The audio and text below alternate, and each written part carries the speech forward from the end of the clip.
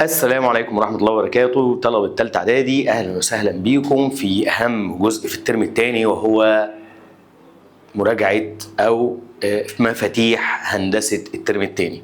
طبعا احنا عارفين الهندسة منها كتير في الترم الثاني ومحتاج طالب مركز في كل كلمة بتتقال. فزي ما عملت معاك في الجبر والتعليقات الجميلة اللي جات لي وقالت لي يا مستر الجبر احنا تلمته لنا لمة كويسة جدا، إن شاء الله النهاردة هندمر الهندسة وهنعمل أحلى مراجعة هتبسطك جدا، وبعدها هتبدأ وحشة تحل امتحانات وأنت مبسوط. الهندسه مشكلتها ان المنهج بتاعها كبير، ومن غير ما تحفظ النظري انت مش هتعرف تحل مسائل. فاحنا هدفنا دلوقتي ان سيادتك تفهم النظري وتحفظه، تفهم النظري وتحفظه. يعني انا دلوقتي مش هعرف احل من غير ما يبقى عندي الاساسيات. فخلينا نبدا على بركه الله عشان ما اطولش عليك بالاساسيات، الا وهي مين بيدي 90 والمماس ايه علاقته، ولما اشوف ايه اعمل ايه، وايه شكل الاقواس، ولو الاوتار متساويه تبقى الابعاد متساويه، طب لو الابعاد متساويه تبقى الاوتار متساويه، كل الكلام ده. وقبل ما ابدا بقى انا هبدا معاك من قبل ثالثه اعدادي. بصوا يا شباب، احنا دلوقتي عندنا نظريه فيثاغورس. نظريه فيثاغورس وعكس فيثاغورس واقليدس من الاساسيات داخل شغلنا خلاص في الهندسه في ثالثه اعدادي بالذات. فانا دلوقتي مثلا لو بدانا في الوحده الاولى وجيت انا سالتك قلت لك بص يا باشا، انا عندي ده مثلث، المثلث ده فيه ضلعين. في كام ضلع؟ ضلعين، 3 سم و4 سم، ولازم يبقى مثلث قائم. يبقى الضلع المجهول ده اللي هو الوتر، حلو قوي. مربع ال3 9 ومربع ال4 16. فانا لما اجي اشتغل اقول له والله بص ا ج ده بيساوي جذر 3 تربيع زائد 4 تربيع، يعني جذر 9 زائد 16 اللي هو 25. جذر ال 25 بكام يا مستر؟ 5. يبقى انا كده عرفت ان الوتر بربع واجمع، وتر هربع واجمع، وتر هربع واجمع. طيب لو انا بقى معايا الوتر ومحتاج ضلع من اضلاع الزاويه القايمه، يبقى هربع واطرح. حلو الكلام. قال لي طيب ده 5 وده 4، يبقى انا هعمل ايه؟ هقول له بص ا ب ده جذر 5 اس 2 ناقص 4 اس 2 اللي هو يدي لك 9. طب جذر التسعة كام؟ 3 سم. يا مستر كانوا بيقولوا لنا موجب او سالب، ما ينفعش طول بالسالب. يبقى انا كده علمتك ازاي لو عندك وتر تربع وتجمع، لو عندك ضلع هربع واطرح تحت الجذر. حلو الكلام. طيب اللي بعده بيقول لك ايه بقى؟ عكس فيثاغورس. تعالى كده، عشان عكس فيثاغورس ده عامل ازمه للناس. بيجي يقول لك ايه؟ عندي مثلا الرسمه اللي قدامك دي، طبعا هنطبق على طول على حاجات ليها علاقه بالمنهج. يعني انا دلوقتي عندي الضلع ده 8 س عند 8 وس ص ده بكام؟ ب 12. انا هاجي اقول لك ايه؟ اثبت لي ان الزاويه دي قايمه. بص بقى، م ص ده نصف قطر وم ع ده نصف قطر، فم ع ده بكام؟ ب5. حلو الكلام. فالضلع ده كله 13 والضلع ده 12 والضلع ده 5، اكبرهم ال 13. فانا لما ربعت س م خلاص 13 تربيع ب 169، وربعت م ص 5 تربيع ب 25، وربعت س ص 12 تربيع ب 144، جمعتهم ادوني مربع الضلع الكبير. فانا هاجي اقول له ايه؟ ادام ده الضلع الكبير مربعه 169 والضلعين الصغيرين مربعهم وجمعهم 169، يبقى اذا الزاويه دي زاويه قايمه. الزاويه دي زاويه ايه؟ قايمه. يبقى الزاويه دي ب 90، الزاويه دي بكام؟ ب 90. والسؤال ده لما بيجي يقول لك اثبت ان ده مماس. هاجي اقول له بقى بما ان خلاص س م تربيع بيساوي 13 تربيع بيساوي 169، و س ص تربيع زائد ص م تربيع بيساوي 12 تربيع زائد 5 تربيع ب 169. إذا قياس زاوية س ص م بتساوي 90 درجة. يبقى إذا س ص ده مماس للدايرة. خلاص، ده من الأسئلة المهمة اللي بتيجي. يعني اثبت إن الزاوية 90، يبقى إذا الضلع اللي بره ده اسمه مماس. طيب لغاية كده الدنيا سهلة وبسيطة. خلينا نخش على إقليدس ابن عم فيثاغورس. تمام كده؟ طيب إقليدس بيقول لك إيه؟ أنا دلوقتي هينزل لي عمود من الزاوية القايمة على الوتر. هينزل لي عمود منين؟ من الزاوية القايمة على الوتر. حلو قوي. قال لك عشان تجيب العمود ده بتاخد حاصل ضرب ضلع في ضلع، الضلع الأول في الضلع الثاني على الوتر. احنا دايما ادلع الطلبه معايا واقول لهم بص حبيبي، انت قاعد تحت الشمسيه وادي الخط بتاع الشمسيه، انت عايز تجيب الخط بتاع الشمسيه ده هتاخد الشمسيه على طول القاعده، الشمسيه على طول القاعده. يبقى احنا لما هنيجي نجيب الف د هتقول لي الف ب في الف ج على ب ج، الشمسيه على القاعده، الشمسيه على القاعده. حلو الكلام. قال لي يبقى انا لما اجي احسب هاخد الشمسيه على ايه؟ على القاعده. يبقى طول العمود بيساوي حاصل ضرب الضلعين اللي حواليه على القاعده. تعالى نحسب كده. انا عندي ده ب 15 وده ب 20 وده ب 25، عايز اجيب الف د. مستر انا هضرب 15 في 20 على كام؟ على 25. تعالى نحسبها كده. تمام؟ ده انا لو عايز اجيب الف د على طول 15 هنقسم على الخمسه فيها الخمسه على الخمسه فيها الثلاثه على الخمسه فيها الواحد على الخمسه فيها الاربعه، 3 في 4 بكام؟ ب 12 سم. تحسبها بالاله هتطلع بكام؟ ب 12 سم. طيب قال لي كمان انت ممكن تبدا بقى في منهجك ادام انت معاك فيثاغورس واقليدس. خلاص خدنا فيثاغورس عكس فيثاغورس اقليدس، وانا بحاول يا جماعه الم الدنيا عشان ما يبقاش الفيديو كبير قوي وانت تزهق. خلاص احنا عندنا 3 نتائج في اول منهج. ايه ال3 نتائج دول يا وحش؟ ال3 نتائج ده كان بيجي يقول لك ايه؟ انا برضو كنت بلخصهم لكل الطلبه، اقول له ايه؟ بص يا باشا، هو لما يجي يقول لك ينصف الوتر عمودي على الوتر يمر بالمركز، انا هقول لك حاجتين وانت هتقول الثالثه. تعال نقولهم مع بعض. جيت انا قلت لك المستقيم الذي ينصف الوتر ويمر بالمركز، هتقول لي اللي باقي يا مستر؟ عمودي على الوتر. جدع. طب المستقيم الذي يكون يمر بالمركز وعمودي على الوتر، ايه اللي باقي يا مستر؟ ينصف هذا الوتر. يعني ايه ينصف؟ يعني النقطه في النص بين النقطتين اللي على الطرف. حلو. طب لو هو ينصف وعمودي يبقى لازم يمر بالمركز، وده اللي كان بيتسمى محور تماثل. بيتسمى ايه؟ محور تماثل. ادام مستقيم يمر بالمركز يبقى اسمه محور تماثل، لان هيقسم الدايره لنصين قد بعض. طيب فانا لما اجي اقول لك ايه؟ الشكل اللي قدامك ده، بص الدايره دي هتلاقي ان الدايره دي مكتوب عليها ايه؟ انا عندي يمر زائد عمودي يبقى ينصف. حلو الكلام. يبقى انا دلوقتي لما اجي اقول لك بما ان م د، هتكتب كده م د عمودي على الف ب، اذا د منتصف الف ب. يبقى انا لما اشوف الجمله دي بكتب ده. طيب دي اعمل ايه؟ العكس بقى، بما ان م د عمودي يبقى بينصف. طب لو قال لك ينصف هتقول لي عمودي، لو قال لك ينصف تقول لي ايه؟ عمودي. يبقى تاني، يمر بالمركز وعمودي يدي ينصف، يمر وينصف يدي عمودي. حلو. يبقى انا لو جيت قلت لك بما ان د منتصف، العكس بقى بعد اذنك يا حاج كده، الف ب، انت هتقول لي اذا م د ماله؟ عمودي على الف ب.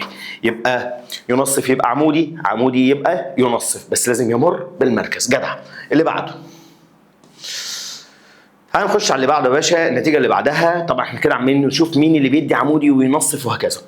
قال لك ايه؟ لو انت عندك مماس، النقطه الف دي اسمها نقطه التماس، النقطه الف دي اسمها نقطه ايه؟ التماس. بما ان الف ب مماس للدايره م عند الف، اذا نص القطر عمودي عليه. المماس زعلان ليه؟ نص القطر عمودي عليه. المماس زعلان ليه؟ نص القطر عمودي عليه. يبقى بما ان الف ب مماس، اذا م الف عمودي على الف ب، اذا م الف عمودي على الف ب. يبقى انا لما هشوف هذه الجمله هكتب كده، بما ان الف ب مماس للدايره م عند الف، اذا م الف عمودي. يعني ايه عمودي؟ يعني الزاويه دي ب 90.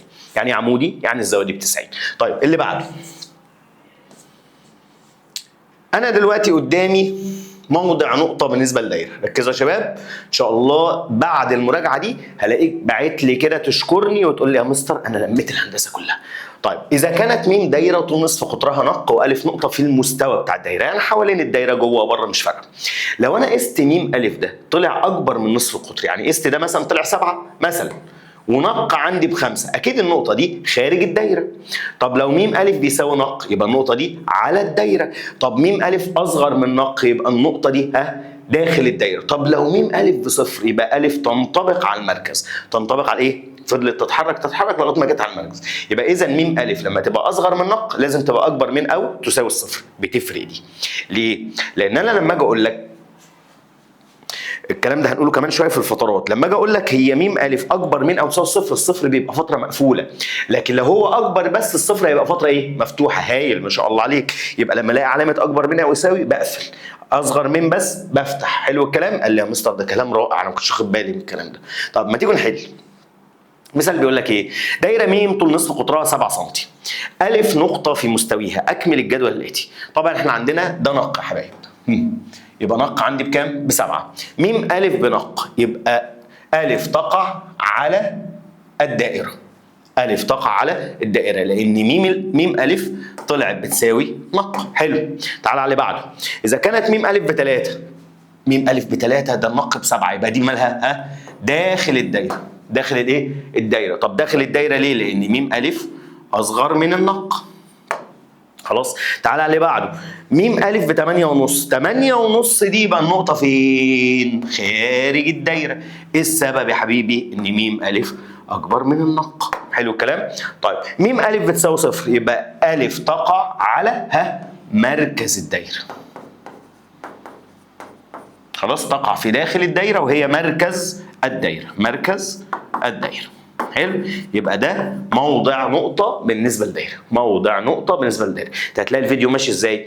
احنا بنشرح لك كل النظري وبعد كده نخش على مسائل الامتحانات. انا كده شغال في الوحدة الأولى. طيب. اللي بعده يا محترم بيقول لك ايه بقى؟ إذا كانت م دايرة، ده موضع مستقيم بقى. م دايرة وتنصف قطرها نق ولام مستقيم. خد بالك ان لام مستقيم اهو، شايفه ده؟ قال لي يا مستر اللام ده عمره ما لمس الدايره، سيبك من الخط اللي بينهم ده اسمه البعد العمودي. فلو لقيت البعد العمودي ده اكبر من نق يبقى المستقيم ده بعد عمودي. يا جماعه اي بعد من المستقيم لازم يبقى عمودي، ما ينفعش يبقى مايل.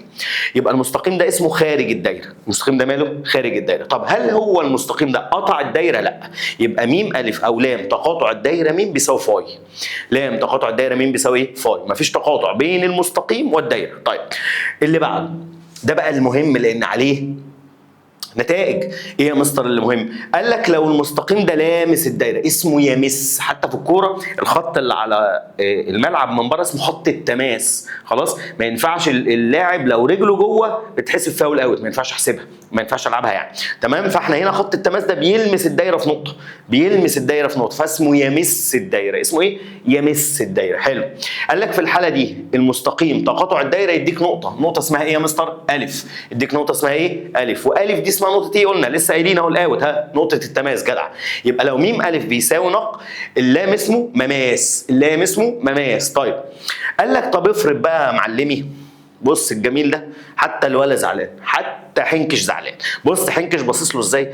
قال له يا معلم انت قطعت الدايره.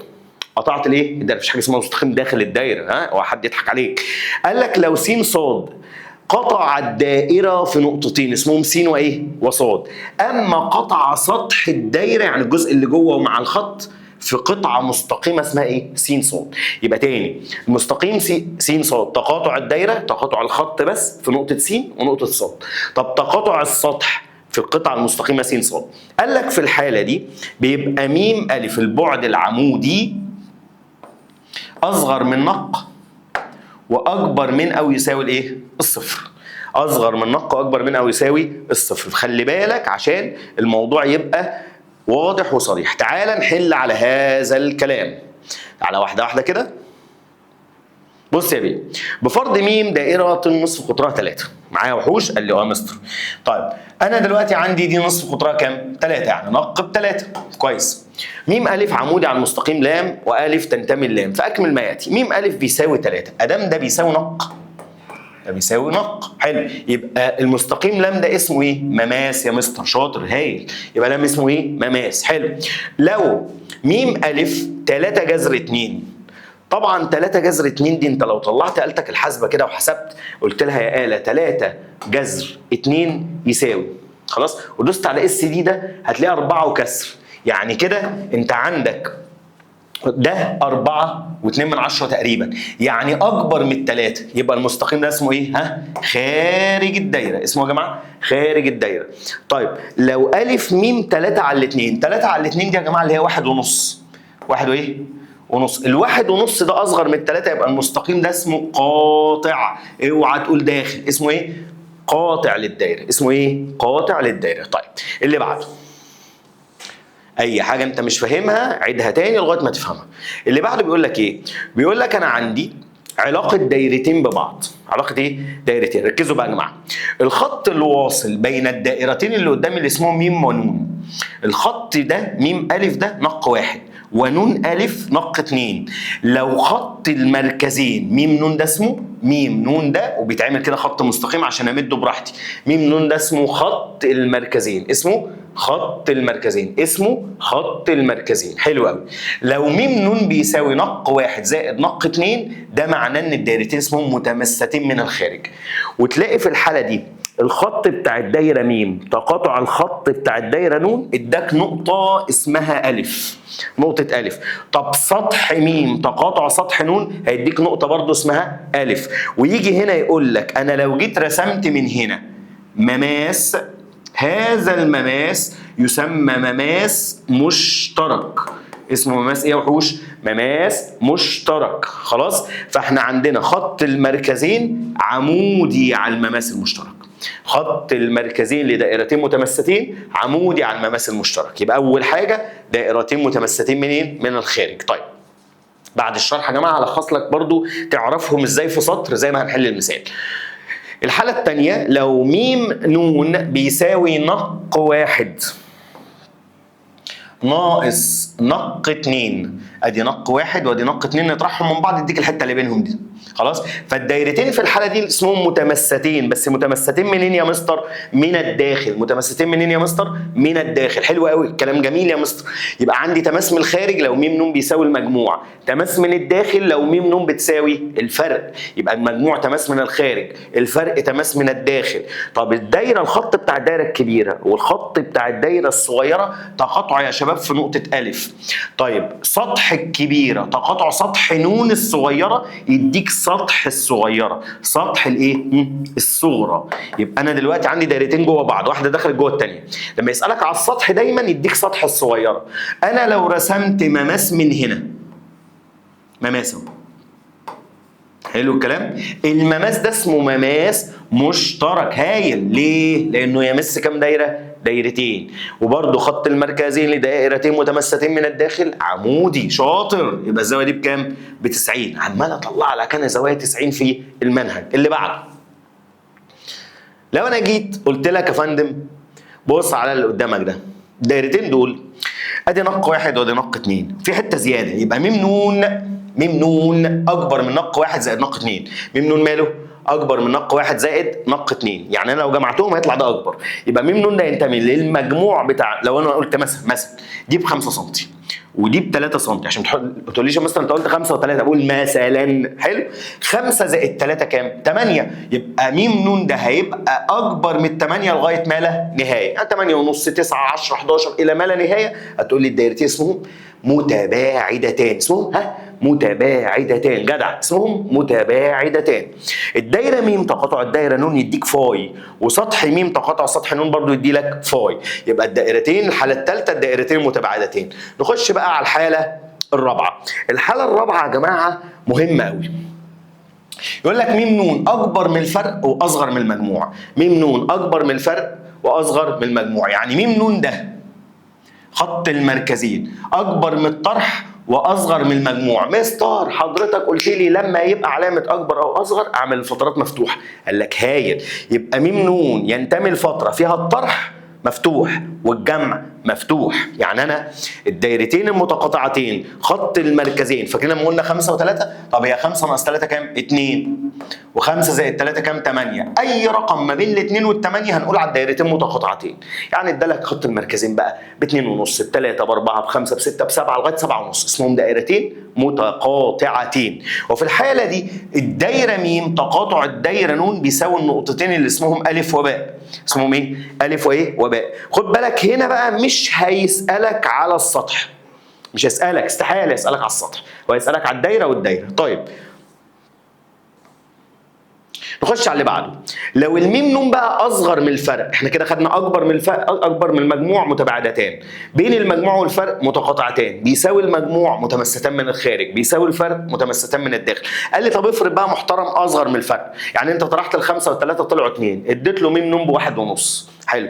قال لك يعني ميم نون تنتمي لصفر مفتوح ونق 1 ناقص نق 2 مفتوحه. قال لك في الحاله دي اسمهم دائرتان متداخلتان، يعني واحده داخل الثانيه، واحده داخل الايه؟ الثانيه. طيب كلام كويس. بص كده على الرسمه وقول لي رايك ايه. انا عارف ان انت فاهم الدايره ميم ونون جوه بعض بس مفيش حد لامس التاني، يبقى الدايره تقاطع الدايره يساوي فاي، السطح تقاطع السطح يديني الصغيره اللي اسمها نون، يديني الصغيره اللي اسمها ايه؟ نون. يبقى السطح تقاطع السطح يديك سطح الدائره الصغيره، سطح الدائره الصغيره. حلو الكلام. نيجي لاخر حاله وهي الحاله السادسه يا صديقي. لما ميم نون بصفر يبقى الدائرتين اسمهم متحدين في المركز، اي لهما نفس المركز. يعني انت حطيت سن البرجل كده ورحت راسم دايره، ورحت برضه بنفس البرجل رحت فاتح القلم شويه ورحت راسم كمان دايره، يبقى عندنا هو مركز واحد رسمنا بيه كام دايره؟ دايرتين، فاسمهم دائرتين ايه؟ متحدتا المركز. ماشي كده، دول علاقه دايرتين. ماشي، تعالى ناخد بقى ملخص لكلامنا. بص يا باشا، سيادتك لما تيجي تحل مساله زي دي هعمل لك انا خط اعداد اهو من صفر الى ما لا نهايه. خلاص، هنا هتروح انت عامل ايه؟ طارح. عامل ايه؟ تطرح كده نق واحد ناقص نق اتنين، تطرح الرقمين اللي هديهم لك. وهنا هتروح انت عامل ايه؟ جامع نق واحد زائد نق اتنين، يعني مثلا جمعنا وطرحنا طلعوا زي ما طلعوا بقى. خلاص، وتبدا سيادتك تقول لي بقى هعمل ايه؟ لو الرقم اللي انا مديهولك هنا اسمه متحدتا المركز، طب لو لغايه هنا اصغر من الرقم ده، اصغر منه، ادالك بقى مثلا ده طالع بثلاثه، ادالك اثنين، ادالك واحد، اسمهم متداخلتان. شاطر، ها هايل. طيب ادالك رقم قد الفرق اسمهم متمستان من الخارج، او اسف من الداخل. طب اداهولك بيساوي المجموع متمستان من الخارج. حلو، ادالك رقم بينهم ده يعني اسمهم متقاطعتان.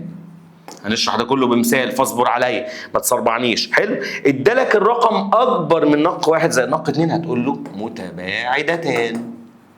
مالهم؟ متباعدتان يا مسطري. طيب انا عملت الكلام ده، ما تيجي نطبقه في المثال اللي تحت. حلو، واحده واحده كده. انا هعمل ايه يا مستر؟ بص انا هرسمه لك اهو مظبطك. احنا دلوقتي عندي ميم ونون دائرتان طولها نصفيه قطريهما 5 و3، ف5 ناقص 3 ب2، و5 زائد 3 ب8. شايف انا عملت ايه؟ قال لي اه. تعالى بقى نحط الارقام اللي ادهاني. ادالك اول رقم اللي هو بكام؟ ب2. بكام؟ ب2 اللي هو ده. طيب اول رقم ده ادالك هنا، الاثنين نفسها دول اسمهم ايه؟ متمستان من الداخل. هتبقى انت حافظ بقى المخطط ده. طبعا هو بيطلب يا جماعه واحده بس انا بحاول ادربك.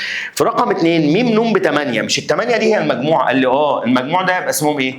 متمستان من الخارج. حلو قوي.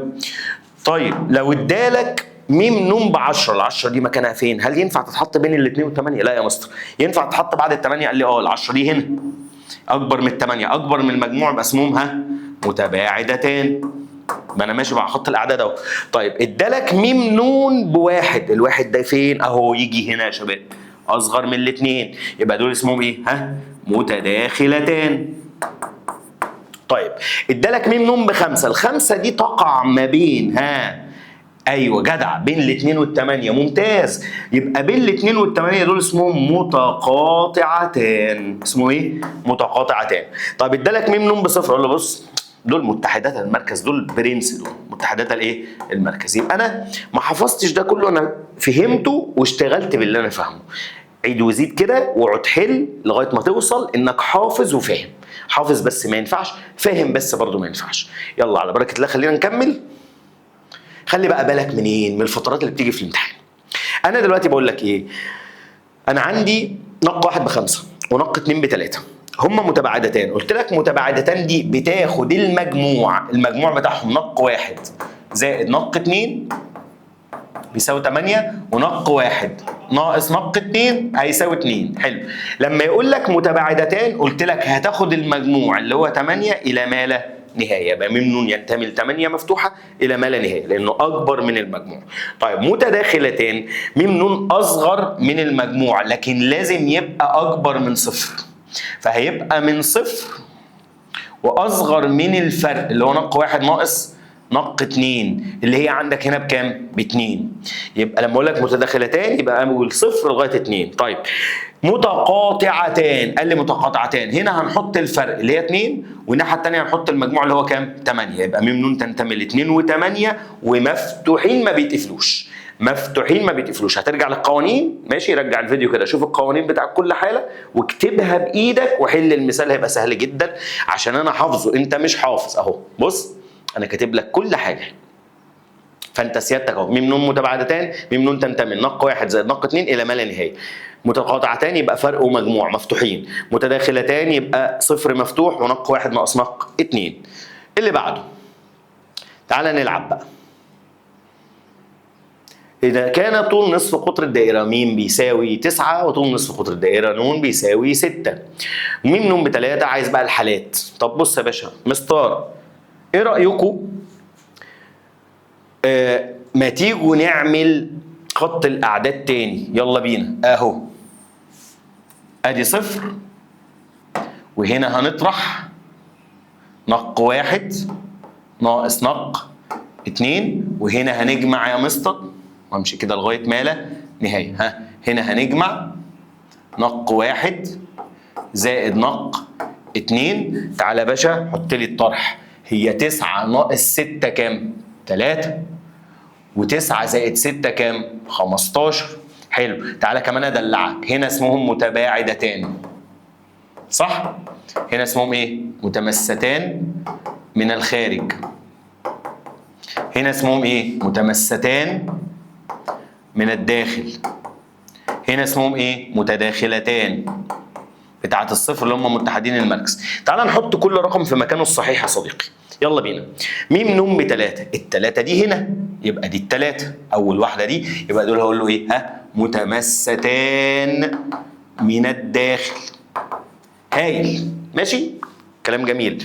م ن ب15، 15 دي هنا يبقى اسمهم ايه؟ ها متمستان من الخارج. الله عليك يا مستر احمد، الله عليك وعلى جمالك. شايف الرياضه سهله ازاي لو انت فاهم؟ طيب م ن بصفر، م ن بصفر هنا يبقى اسمهم متحدتا المركز. يلا كمل معايا احنا بنتدرب اهو. م ن ب17، ال17 دي هنا يا مستر اكبر من 15، يبقى اسمهم ايه يا جماعه؟ هايل انا سامعك اهو، قول معايا متباعدتان، اوعى تنام. خلاص. م ن بواحد، الواحد ده يا مستر هنا اصغر من الثلاثه، ماشي؟ يبقى اسمهم ايه؟ ها متداخلتان. م ن ب5، تقول لي الخمسه دي يا مستر هنا ما بين ال3 وال15 واللي بينهم دول كان اسمهم ايه؟ متقاطعتان. يا رب اكون وصلت لك المعلومه والدنيا سهله. الملخص ده قوي جدا جدا، ازاي تعرف وضع دايرتين في ثواني معدوده من غير ما تفكر. خط الاعداد وانت ترص كده، متداخلتان متمستان من الداخل، متقاطعتان متمستان من الخارج، متباعدتان، واديله يا معلم. ماشي؟ يلا على بعده. نيجي لخط المركزين. قلنا خط المركزين ده في الدايرتين المتقاطعتين بيبقى عندك هنا حاجه اسمها وتر مشترك ا ب. خط المركزين لدائرتين متقاطعتين هو محور تماثل الوتر المشترك. ليه يا عم المدرس ابو شنب اللي طالع لك ده؟ قال لك لان هو بيبقى عمودي عليه وينصفه. عمودي عليه يعني الزاويه دي 90 واللي جنبها 90 واللي تحتها 90، وينصفه يعني ا د بتساوي د ب، وينصفه يعني ا د بتساوي د ب. طيب ايه تاني يا مستر؟ تعالى بقى للجزء المهم اللي كان في الوحده الاولى. احنا كل ده بنراجع مين؟ الوحده الاولى، بعدها نخش على الوحده الثانيه والزوايا الاقواس. قال لك ايه بقى؟ كان عندك لما الاوتار المتساويه على ابعاد متساويه، طب الابعاد المتساويه اوتارها متساويه، فلو وتر بيساوي وتر يبقى بعد بيساوي بعد، لو وتر بيساوي وتر يبقى بعد ايه؟ بيساوي بعد. يعني بما ان ا ب بتساوي ج د، ا ب بتساوي ج د، وم س عمود وم ص عمود، ولازم تثبت انه عمود. من غير ما تثبت انه عمود ولا ليه اي لازمه الاثبات. ماشي؟ اذا م س يساوي م ص، اوتار متساويه ابعاد متساويه، اوتار متساويه ابعاد متساويه، ابعاد متساويه اوتار متساويه. حلو الكلام؟ طب ايه تاني يا مستر احمد؟ قول. قال لك كل ما يقرب الوتر من مركز الدايره يزيد طوله، عشان كده القطر هو اكبر وتر في الدايره. وكل ما يبعد يقل طوله. يبقى لو ا ب كبير بعده صغير، طب ج د صغير بعده كبير، يبقى الكبير بعده صغير والصغير بعده كبير، الكبير بعده صغير والصغير بعده كبير. خلاص؟ لما اقول لك ا ب اكبر من ج د يبقى م س اصغر من م ص. ايه تاني يا مستر؟ تعالى بقى نحل اسئله من الامتحانات، وانا اجيب لك اسئله من كل المحافظات على بركه الله. بيقول لك في الشكل المقابل أ وب دائرتان متحدتا المركز، خلاص. أ ب وتر في الدائرة الكبرى يقطع الصغرى في ج ود، خلاص. م ه عمودي على أ ب، اثبت إن أ ج يساوي ب د. طيب هو أنا يا جماعة دلوقتي لما أجي أبص، هو أنا لما أبدأ أشتغل، هو احنا هنشتغل على الدايرتين مع بعض ولا دايرة دايرة؟ قال لك دايرة دايرة. طب أنا هشتغل مثلا في الدايرة الكبرى، في الدائرة الكبرى، فماليش دعوه بالصغيره. الوتر في الكبيره يا شباب اسمه أ ب. بما ان م ه عمودي على أ ب، اذا ينصفه. اذا ايه؟ ينصفه. يعني اذا أ ه بتساوي ه ب. دي رقم واحد. طيب نخش في الدايره الصغيره، في الدايره الايه؟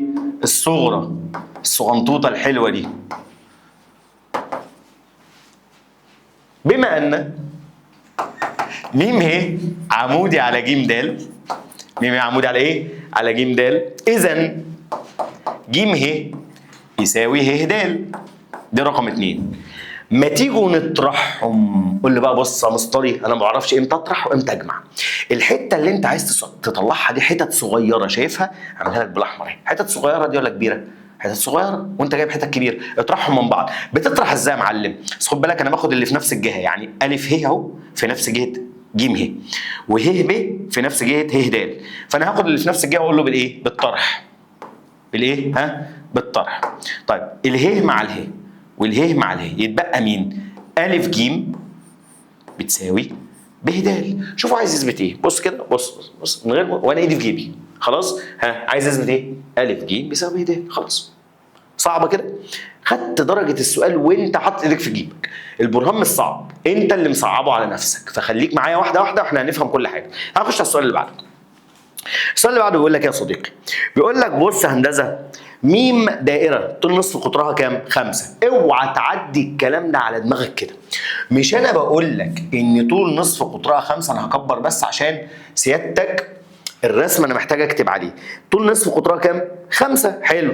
فانا هكتب هنا 5، بس لا، م ه كمان كل ده ب5.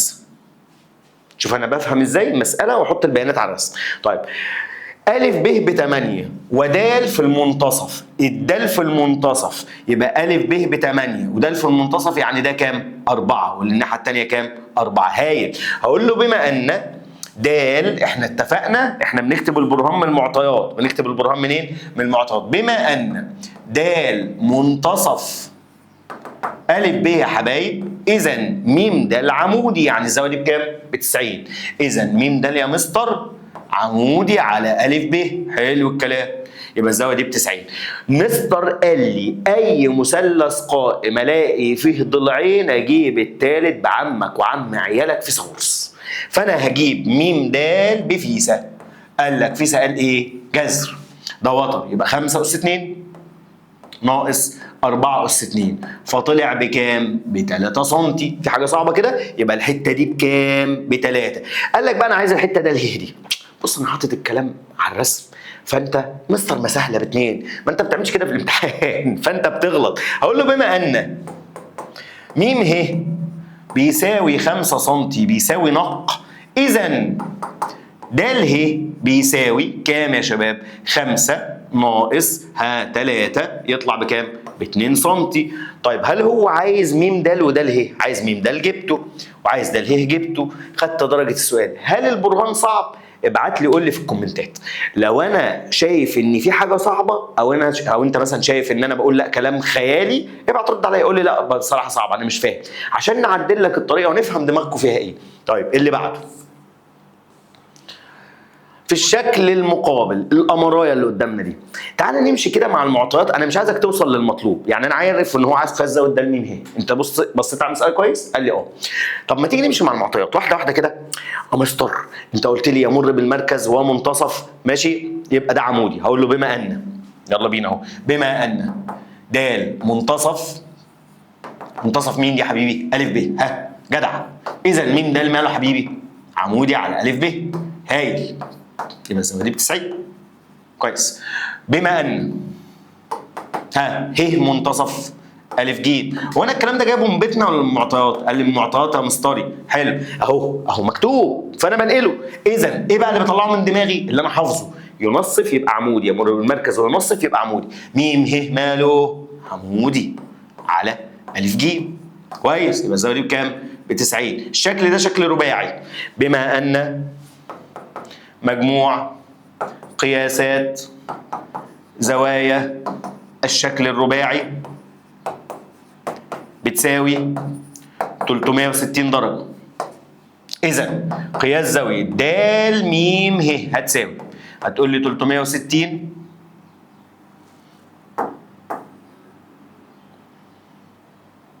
360 ناقص، لم عيالك بقى، لم الزوايا دي، 90 زائد 90 زائد 55 تطلع بتساوي 125 درجة. مسألة خلصت، جبنا قياس زاوية د م ه. اللي بعده، بص بقى مستر، بص الحاجات صعبة ازاي. بص يا ابني، أ ب يوازي ج د.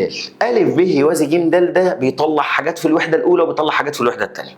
طيب س منتصف أ ب، اقفش دي، يلا قفشتها؟ يا مستر، بما أن س منتصف أ ب إذا م س ماله؟ جدع، عمودي على أ ب. يعني الزاوية دي بكام؟ 90. هايل. المعلومة اللي قبلها اللي أنا ما استخدمتهاش، ما تيجي نستخدمها. بما أن أ ب بيوازي ج د، إذا قياس زاوية، هنا بقى أنت عندك تداخل وعندك زد اللي يريحك. قياس زاوية د ص س بتساوي قياس زاوية م س أ بتساوي 90 درجة بالتبادل. حلو، يبقى الزاوية دي بكام؟ ب 90، خدت تبادل. طب بما أن م ص عمودي على ج د، مش ده عمود؟ يبقى إذا بيعمل فيه إيه؟ إذا ج منتصف، عمود يبقى بينصف، منتصف ج د، يبقى عمود بينصف يبقى عمودي. تعالى نخش على السؤال اللي بعده ونسأل نفسنا مستعينا بمعطيات الشكل، اثبت أن مثلث س ص م متساوي الأضلاع. دلوقتي أنا لو بصيت على الشكل اللي قدامي ده يا شباب هلاقي إن الدنيا زحمة جدا. طيب أنا هبدأ أعمل إيه؟ هبدأ أشوف مين في المنتصف، يعني أنا هبدأ أقول له بص يا باشا، أنت عندك د منتصف أ ب، إذا م د عمودي على أ ب. وبما أن ه منتصف أ ج، إذا م ه عمودي على أ ج.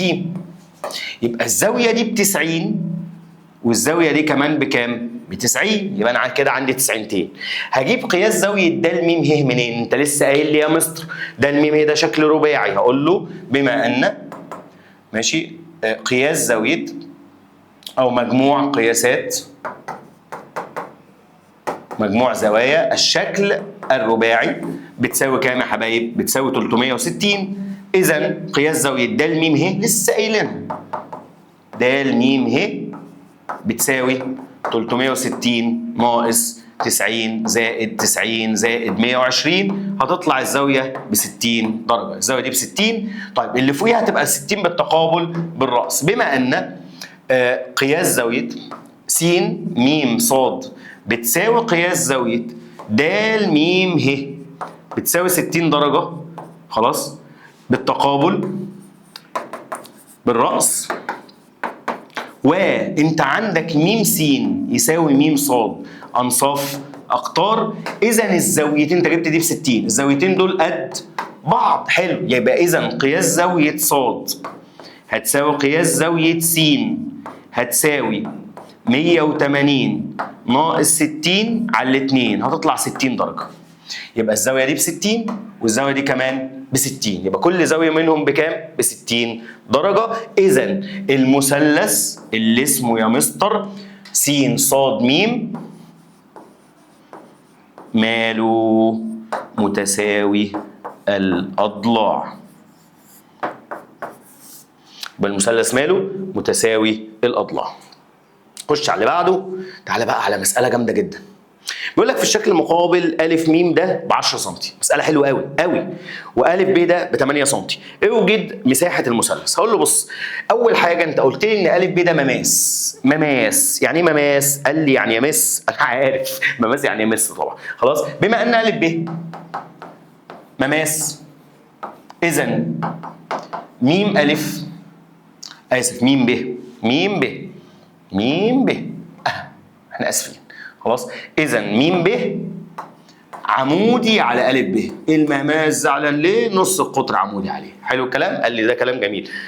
مستر انت قلت لي دي نظريه فيثاغورس. هقول له في المثلث أ ب م، أ م ب 10 وأ ب ب 8، يبقى انا هجيب ب م من فيثا جذر 10 تربيع ناقص 8 تربيع هتطلع 6. يبقى الضلع ده بكام؟ ب 6 سم. حلو الكلام؟ قال لي كلام جميل. مساحه المثلث بتساوي اللي اسمه أ ب م بتساوي نص في طول القاعدة في الارتفاع. القاعدة عندي ب 8 والارتفاع عندي ب 6، هيطلع لك 24 سنتيمتر مربع. مسألة رائعة ما تاخدش ثواني في حلها. خلاص؟ السؤال اللي بعده، احنا كل ده شغالين في الوحدة الأولى. السؤال اللي بعده بيقول لك إيه؟ عندك أ د ده مماس وأ ج ده قاطع والزاوية دي 56، تقول لي يا مستر استنى انا هستخدم المعطيات. ايه المعطيات؟ بما ان، واللي بقى انا عرفت خلاص أ د ده مماس، اذا م د عمودي على أ د. حلو يا مستر، يعني الزاويه دي بكام؟ ب 90 درجه. هايل جدعان. وبما ان ه منتصف ب ج، ه منتصف مين؟ ب ج، اذا م ه ماله؟ عمودي على ب ج. كويس، يعني الزاويه دي بكام؟ ب 90. خلاص، احنا هنا بقى مش انت ده شكل رباعي؟ قال لي تعرف تجيب قياس زاويه د م ه؟ قال لي خلاص بقى مستر احنا شبعنا منها. ها، قياس زاويه د م ه هتساوي 360 ناقص 90 زائد 90 زائد 56 تطلع 124 درجه. 124 درجه. سؤال لطيف ظريف ابن ناس. اللي بعده، يلا بينا، من اقوى الاسئله اللي الطالب بيغلط فيها، فارجوك ركز. بص بقى يا باشا بالراحه كده، انت عندك معلومات تراكميه. ايه معلومات تراكميه دي يا مستر؟ يعني انا لما اجي اقول لك ايه؟ الضلع المقابل للزاويه 30 في المثلث القائم نص طول الوتر. الكلام ده انا كنت عامله في اول الكتاب بتاعي وشارح كل التراكميات. حلو الكلام؟ طيب، وعندك احنا قلنا لما تلاقي نازل من الراس القائمه عمود يبقى انت هتطبق نظريه اقليدس. خلاص، وعندك نظريه فيثاغورس وعندك عكس فيثاغورس، لازم تبقى قوي فيهم. تعال نبص. انا عندي أ م ده ب 8، نصف القطر ب 8، الزاويه دي ب 30، وأ ب ده مماس، كل ده أ ب مماس. طيب لما نبدا برهاننا يا شباب هنبدا بمعلومات المعطيات. بما ان أ ب مماس، اذا م أ عمودي على أ ب، يعني الزاويه دي 90، اذا م أ عمودي على أ ب يعني الزاويه قايمه. طيب بما ان قياس زاويه ب بكام؟ ب 30، إذا الضلع اللي قصادها ده اللي هو ال8 دي نص الوتر، نص م ب. إذا م ب دي بتساوي 2 أ م، يعني 2 في 8 بكام؟ ب 16. يبقى الضلع ده الوتر كله بكام؟ ب 16. فأنا جبت له م ب، هو عايز أ ب، وعايز مين؟ أ ب. أقول له فيثاغورس، هقول له أ ب هتساوي جذر 16 تربيع ناقص 8 تربيع. يبقى انا هطلع آلتي واكتب على الآلة جذر، خلاص هتهينا بس كده شويه، 16 تربيع ناقص 8 تربيع هتساوي كام يا مستر؟ اهو هتساوي 8 جذر 3. هتساوي كام؟ 8 جذر 3 سنتي. طيب انا عايز أ ج، مش انا جبت ده ب 8 جذر 3؟ قال لي مش ده زاويه قايمه نازل منها عمود على الوتر؟ قال لي ايوه. هجيبها ازاي؟ قال لي أ ج ده عباره عن ايه؟ عباره عن 8 في 8 جذر 3 على 16. 8 في 8 جذر 3 على 16، احسبها لي كده بالآلة وقول لي عليها، هتطلع 4 جذر 3. يبقى انا جبت له كل اللي هو عايزه. خد بالك انا جايب لك السؤال جاي في الجيزه وجاي في مطروح وجاي في كذا حته، فتذاكره كويس وتطبق نظريه اقليدس ونظريه فيثاغورس، وانك سيادتك تبقى عارف المعطيات بتاعتك. كل ده بيجي بالتدريب يا حبايب، كل ده بيجي بالتدريب، ما بيجيش من يوم وليله. لازم تتعب، لازم يعني تضغط على نفسك في المذاكره والكتابه بالقلم لغايه ما توصل انك عارف المعلومه دي انا بحل بيها ازاي، وايه بيجي قبل ايه، واكتب ايه قبل ايه. خلاص، ربنا يوفقكم جميعا. السؤال اللي بعده بيقول لك أ ب وأ ج قطعتان ممستان للدائره الصغرى. طيب ماشي، ما تيجوا نحلها كده يعني من غير ما اكتب. يعني تعالى كده نحلها من غير ما اكتب، وانت اكتبها ماشي وابعتها لي وقول لي صح ولا غلط. قال لك ان دول ممستان، الزاويه دي بكام؟ ب70. طب ما يا مستر ما ادام ده مماس يبقى نص قطر عمودي عليه، يبقى م ه ده عمودي، يبقى الزاويه دي ب90. كويس. والف د ده مماس للدايره الصغيره، يبقى م د عمودي. حلو قوي. يبقى الزاويه دي 90 ودي 90. هنقول له مجموع قياسات زاويه الشكل الرباعي كام؟ 360 ناقص 90 و90 و70 تطلع دي 110. ده المطلوب الاول، اوجد القياس. مطلوب اللي هو عايزه بيقول لك انا عايزك تثبت لي ان الوتر ا ب قد الوتر ا ج. مش لو الابعاد متساويه تبقى الاوتار متساويه، الابعاد متساويه تبقى الاوتار ايه؟ متساويه. طيب هو بما ان م ه ده، ركز معايا في كلامي بقى، وميم د ده مش دي انصاف اقطار الدايره الصغرى، يبقى م ه بيساوي م د. الابعاد متساويه، بما ان م ه بيساوي م د اذا الاوتار في الدايره الكبيره متساويه، يبقى ا ب بتساوي ا ج. يبقى لو الابعاد متساويه تبقى الاوتار مالها متساويه. كمان واحده، بص الشبح اللي قدامنا ده. الشبح بيقول لك ايه؟ بيقول لك م ون دائرتان متقاطعتان. انا بستفيد ايه يا فندم من الدائرتين متقاطعتين؟ قال لك بص تعالي كده هكتب لك انا بس الهي دي تحت كده ماشي. قال لك ان خط المركزين بما ان م ونون دائرتان متقاطعتان اذا م ن عمودي على ا ب. حلو، بس دي ب 90. بما ان ج د ده مماس يبقى اذا ن د العمود، يبقى دي ب 90. حلو الكلام. انت عايز ايه؟ عايز ايه في المساله؟ عايز اثبت ان ج د المماس. لا ده احنا قلنا غلط، ده هو عايز يثبت ان هو مماس. حلو، يبقى دي مش ب 90. هقول له بما ان مجموع قياسات زوايا الشكل الرباعي 360، يبقى 360 ناقص 40 زائد 140 زائد 90 هتطلع الزاويه اللي فوق دي بكام؟ ب 90. يبقى الزاويه دي ب 90. يبقى اذا بما ان قياس زاويه ن د ج ب 90 درجه اذا ج د ده مماس. يبقى تاني، خط المركزين عمودي على الوتر يبقى دي ب 90. مجموع قياسات زوايا الشكل الرباعي 360 هتطرح منهم الثلاث زوايا دول تطلع دي 90. بما ان الزاويه دي ب 90 اذا ج د ده ماله مماس. طيب تعال لدي كده ونبص عليها وعلى جمالها. بيقول لك ايه؟ بيقول لك دائرتان متحدتا المركز، و ه ج مماس للدائره الكبرى، وه ب وتقطع الصغرى في ا وب، د منتصف ا ب، وقياس زاويه ج ه د بتساوي 40. اوجد بالبرهان. طبعا يا جماعه انا بحل، انت اكتب ورايا. خلاص هتلاقي نفسك انت فهمت، اكتب ورايا انا بقول. بما ان ج ه مماس للدائره الكبرى اذا م ج عمودي عليه، يبقى الزاويه دي ب 90. بما ان د منتصف ا ب اذا م د عمودي عليه، يبقى الزاويه دي ب 90. قياس زاويه ا د م ب 90. حلو الكلام.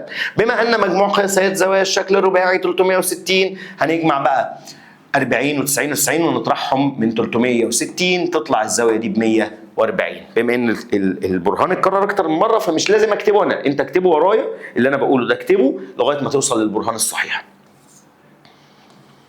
طيب تعالى ناخد اسئله على الاوتار المتساويه والابعاد المتساويه.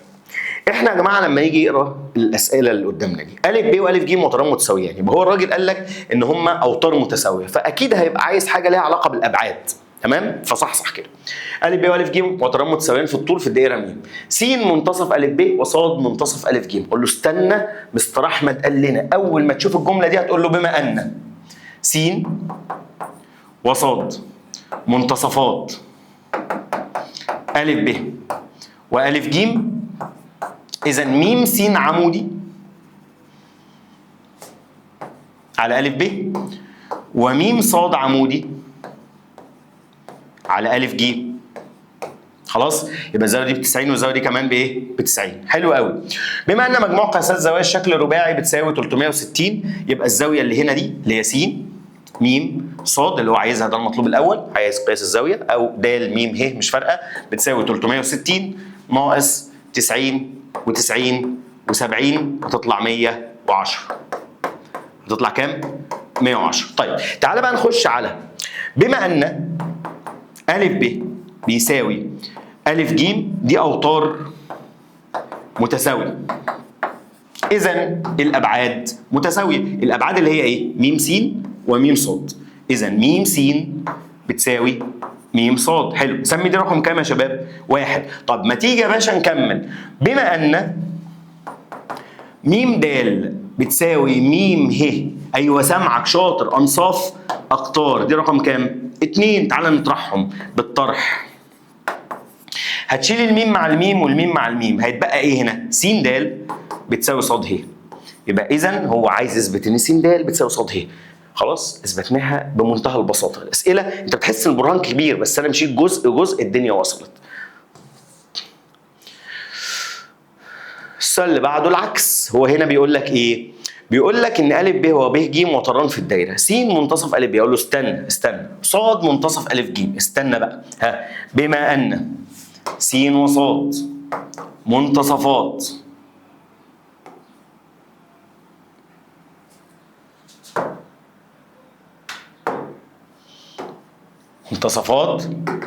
أ ب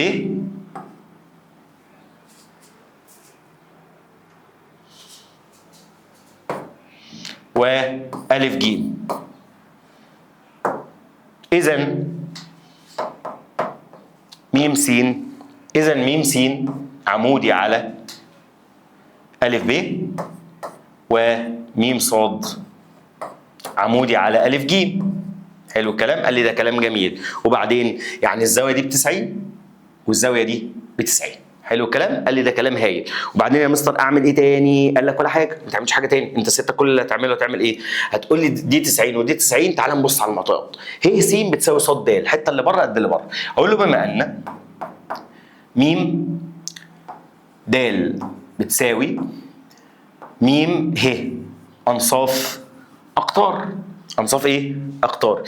و انت اديتني ه س، ه س الحته دي خلاص بتساوي ص د. ص د بتساوي ه س بالطرح. يلا نطرح كده، اطرح معايا واحده واحده. هتشيل الدال مع الدال والهه مع الهه، ايه اللي اتبقى؟ م ص بتساوي م س. طيب انا هبص بقى، بص يا شباب، مش م س وم ص دول ابعاد متساويه؟ قال لي اه. اذا الاوتار ها ا ب بيساوي ب ج، هو ده المطلوب اثباته. تمام؟ فانت سيادتك وانت بتحل لازم تبقى مركز في الحل. خلاص؟ فسيادتك ركز كده في اللي بيتقال عشان نعرف نشتغل. هنبدا بقى في شرح مفاتيح الوحده الثانيه. مفاتيح الوحده الايه؟ الثانيه. فركز معايا عشان نخلصها برده سريعا كده باسئلتها. بص يا باشا، الوحده الثانيه بيبدا يخش لك جوه الدايره ويتكلم معاك، يقول لك بص يا باشا، ده ا ب ده اسمه قوس، والف م ب اسمها زاويه مركزيه. ا ب ده اسمه قوس، والف م ب اسمها زاويه مركزيه. القوس له قياس وله طول. قياس يعني لو رسمت عليه زاويه يبقى قياسها قد ايه، والزاويه اللي راسها مركز الدايره اسمها زاويه مركزيه. طيب طول يعني هو يمثل قد ايه من محيط الدايره. فانت سيادتك لو انا عايز اسمي ده ا ب يبقى ده القوس الصغير، زاويته اللي قصاده اسمها أ م ب، قياس القوس يساوي قياس الزاوية المركزية المقابلة له. طب اللي ورا دي مش هي بتقابل القوس أ ب الأكبر؟ قال لي اه، فبتقابله زاوية اسمها الزاوية المنعكسة. بتقابله زاويه اسمها الزاويه الايه؟ المنعكسه. يبقى القوس الكبير بتقابله زاويه اكبر من 180، وهنقول ده كمان شويه. يبقى انا كده عندي زاويه مركزيه بتساوي القوس، زاويه مركزيه بتساوي القوس. طيب لو انا جيت بصيت وقلت لك هذه الزاويه المركزيه ب 60، يبقى القوس المقابل لها ب 60. طيب بقيه ال 360، مش الدايره كلها ب 360؟ قال لي اه. بقيه ال 360 كام؟ 300. يبقى انا وانا ببص زي الواد الشاطر ده، لو سالتك على القوس الصغير ده هتقول لي ب 60 درجه. طب لو سالتك على القوس الكبير اللي اسمه ا د ب هتقول لي والله القوس الكبير يا مستري ب 300 درجه. ماشي؟ انا وانا شغال بقى يا جماعه في المسائل بعمل ايه؟ انا بيديني شويه اقواس. حلو الكلام؟ ركز معايا. انا لو طلب مني، بص يا باشا، انا دلوقتي عندي ايه؟ عندي القوس الزاويه المركزيه دي ب 90 يبقى القوس اللي قصادها ب 90، الزاويه المركزيه دي ب 30 يبقى القوس اللي قصادها ب 30، طب الزاويه المركزيه دي ب 60 يبقى القوس اللي قصادها ب 60. لغايه كده في مشاكل؟ قال لي لا. طب القطر ده هتلاقي الزاويه اللي او القوس اللي تحت 180 لان نص دايره. حلو الكلام. تعالى بقى نشوف هو بيسالك على ايه. بيسالك على قياس القوس ا ب اللي انا شايفه مستر قدامي ب 90 او 90 يا معلم. طيب اللي بعده بيسالك على قياس القوس ا ج 30 يا مستر. هايل. خلاص. بيسألك على قياس القوس ج د. خلاص 60 درجة. تمام. بيسألك على قياس القوس ب د اللي تحت 180 درجة. ادام انا فاهم هعرف احل اي حاجة. خلاص ركز في الكلام. قال لك طب افرض انا عايز اجيب طول القوس. قال لك طول القوس هتحط قياس القوس تقسمه على كام؟ 360 وتضربه في محيط الدايره. قياس القوس على 360 في محيط الدايره. طيب ما تيجوا نلعب كده لعبه حلوه قوي. انا دلوقتي عايز اجيب مين؟ نسبه القوس اهو. خلاص. وعايز اجيب قياس القوس وطول القوس ده من غير ما ادي لك ارقام، يعني ما اقولكش نق ب6 و7 والكلام ده، فركز معايا. قال لك الدايره كلها قياسها كام يا مستر؟ 360. لا بلاش ده، خلينا في لون اسود كده عشان يبان. طيب طول الدايره اللي هو محيطها اللي هو 2 باي نق. 2 باي ايه؟ نق. حلو. نص الدايره هتقول لي والله بص يا مستر انا هضرب نص في 360. نص في 360 بكام؟ 180. نص في 360 بكام؟ ب 180. تمام كده؟ قال لي ده كمان تمام جدا يا مستر. ماشي. قال لي طب انا عايز نص محيط الدايره، ما انا هضرب ده في نص، فالنص هيشيل 2 يبقى محيط الدايره باي نق. يبقى محيط نص الدايره باي نق. محيط نص الدايره باي نق. طب تعالى على ربع الدايره، هضرب ربع في 360 هيطلع 90 يبقى قياس ربع الدايره 90. قياس ربع الدايره 90. طول ربع الدايره هضرب ربع في 2، ربع في 2 هيديني نص واكتب له ايه؟ باي نق. يبقى طول ربع الدايره نص باي نق. طول ربع الدايره نص باي نق. طب تعالى تلت الدايره. تلت في 360. تلت في 360 بكام يا مستر؟ ب 120. حلو الكلام. هضرب هنا تلت في 2 باي نق. ماشي؟ قال لي ماشي. فهضرب تلت في 2 يديك 2 على 3 باي نق. يديك 2 على 3 ايه؟ باي نق. يبقى طول تلت الدايره 2 على 3 باي نق. نفس الكلام. سدس الدايره سدس الدايره سدس الدايره يبقى سدس في 360. سدس في 360 يطلع 60. طب عايز سدس محيط الدايره. سدس في 2 باي نق. سدس في 2 هيديك تلت يبقى تلت باي نق. حلو الكلام. قال لي كلام جميل. بص يا صديقي انا عايز اعرف ما هو الفرق بين قوس من دايره طول تلت محيط الدايره يقابل زاويه مركزيه قد ايه، وقوس من دايره طول تلت باي نق يقابل زاويه مركزيه قد ايه. بص يا باشا انا بحب العب اللعبه دي. بص معايا كده. دلوقتي هو تلت المحيط. تلت المحيط. تلت المحيط. انا دلوقتي انا عايز اجيب القياس. قياس القوس على 360 بيساوي طول القوس على 2 باي نق. القانون ده يحل اي حاجه، اي حاجه تتخيلها. فانا دلوقتي انا عايز القياس. ماشي؟ ما انا لو جبت قياس القوس عرفت قياس الزاويه المركزيه، فانا ما اعرفش القياس.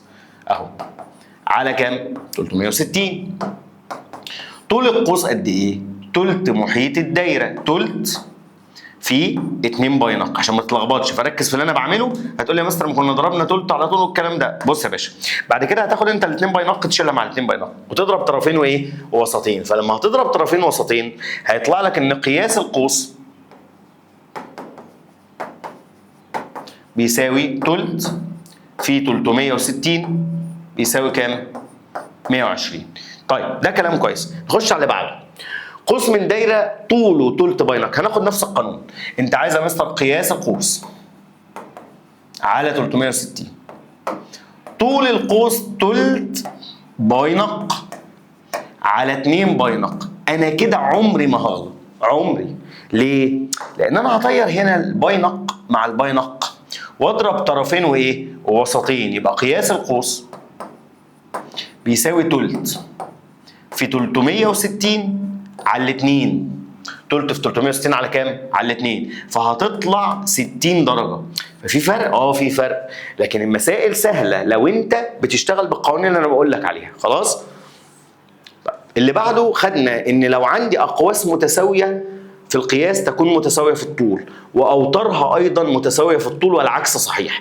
يعني انا لو جيت قلت لك ان القوس ده ا ب قياسه قد ج د، يبقى طول ا ب قد طول ج د، طول ما احنا في دايره واحده او في دوائر متطابقه، في دايره واحده او في دوائر ايه؟ متطابقه.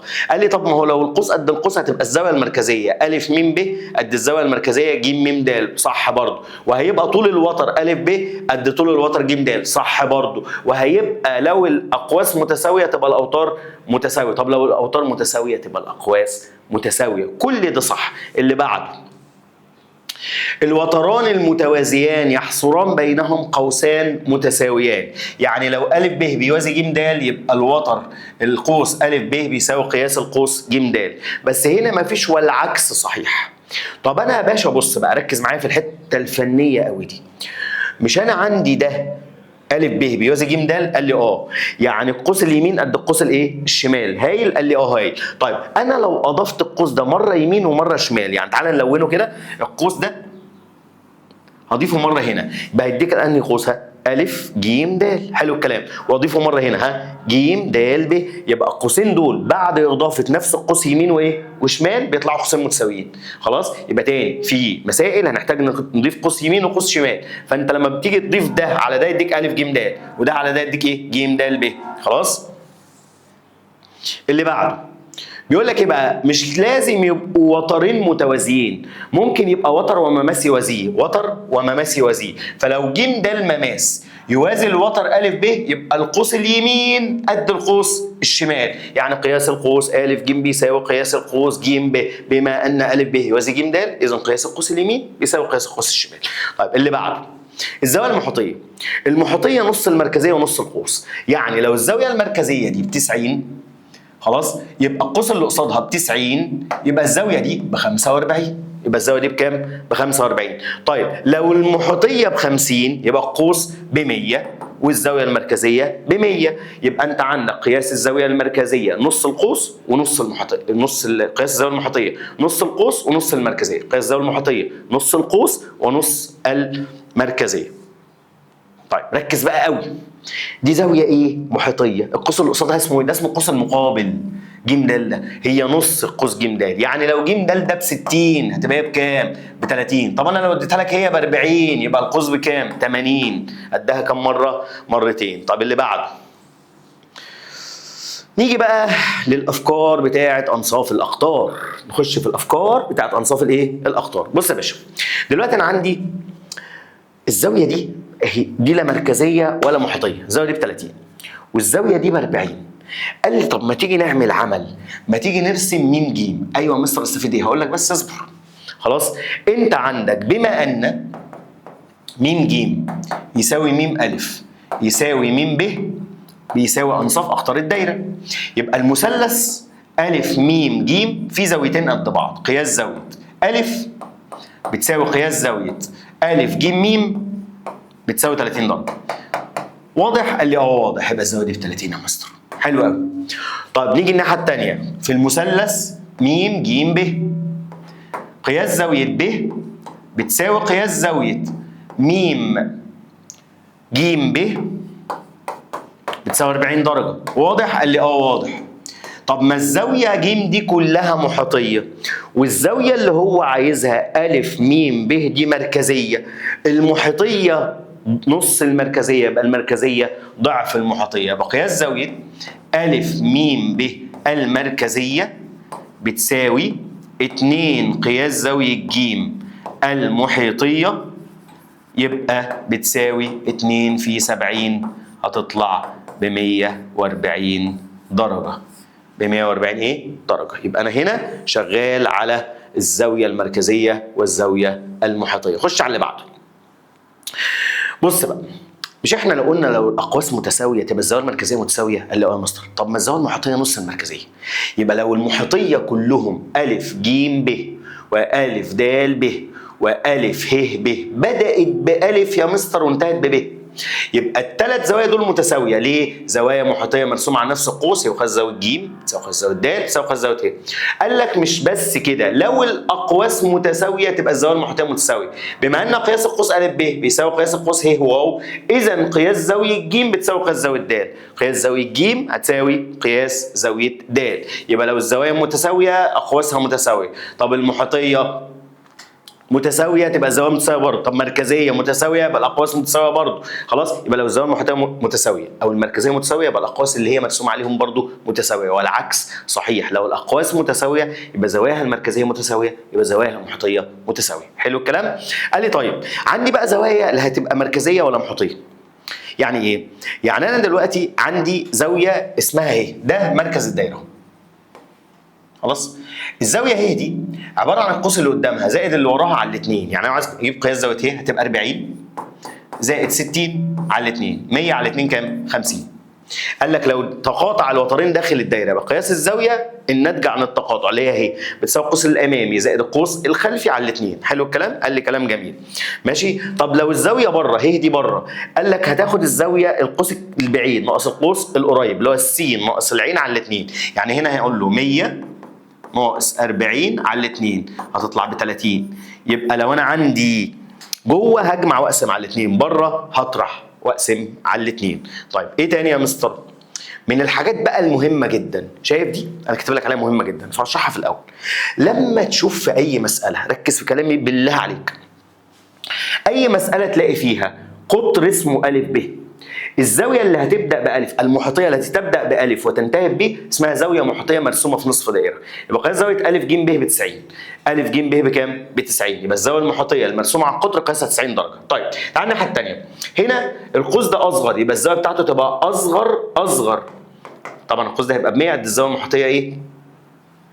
مرتين. القوس هيبقى اصغر من 180 يبقى الزاويه الحاده بتقابل قوس اصغر، والزاويه المنفرجه بتقابل قوس كبير اكبر من 180. خلاص؟ يبقى دول لو زاويه مرسومه في نصف دايره تقول بما ان ا ب قطر، كاتب لك اهو. اذا قياس زاويه ا ج ب ب 90 درجه. ا ج ب بكام؟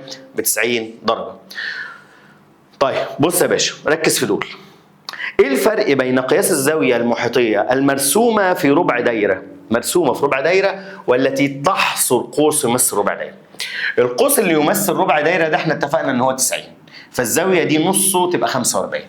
اما المرسومه في ربع دايره هي مرسومه في ربع يبقى قدامها 3/4.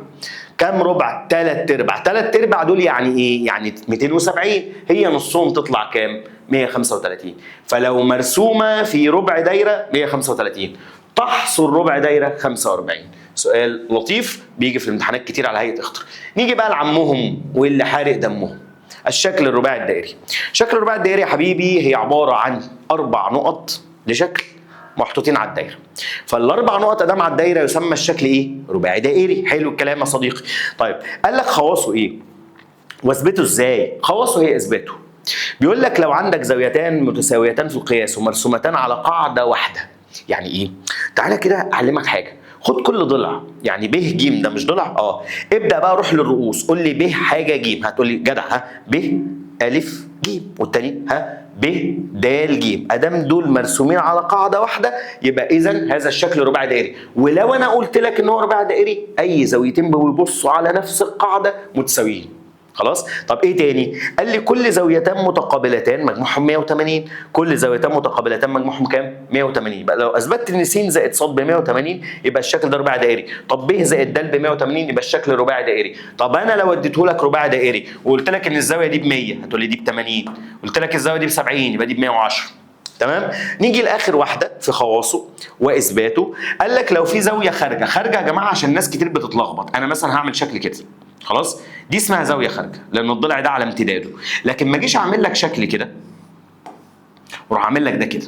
ما تقوليش دي زاويه خارجه لان الضلع ما امتدش على استقامته ولا ده امتد على استقامته. في هنا ضلع اتعوج، ادام الضلع اتعوج ما اسموش استقامه. الزاويه الخارجه بتساوي الدخله المقابله للمجاوره لها، بتساوي الدخله المقابله المجاوره لها، بتساوي الدخله المقابله المجاوره لها، يعني اللي في وش اللي جنبها. يعني زاويه ا ب ه الخارجه، ا ب ه الخارجه بتساوي د، ا ب ه الخارجه بتساوي د. طيب اللي بعده انا دلوقتي قلت لك الخواص، ما تيجي يا باشا ناخد اخر حاجه عشان نحل تمارين بقى ونبقى خلصنا مراجعه الهندسه وانت مطمن. بيقول لك ايه؟ انا لو عندي ا ب والف ج دول ممسات، يعني ا ب ده مماس والف ج مماس، هتستفيد ان اول حاجه ان ا ب بيساوي ا ج، القطعتان ممستان مرسومتان من نقطه خارج دايره متساويتان. تاني حاجه ان الشكل ا ب م ج رباعي دائري، لان دي 90 ودي 90، 90 و90 كام؟ 180.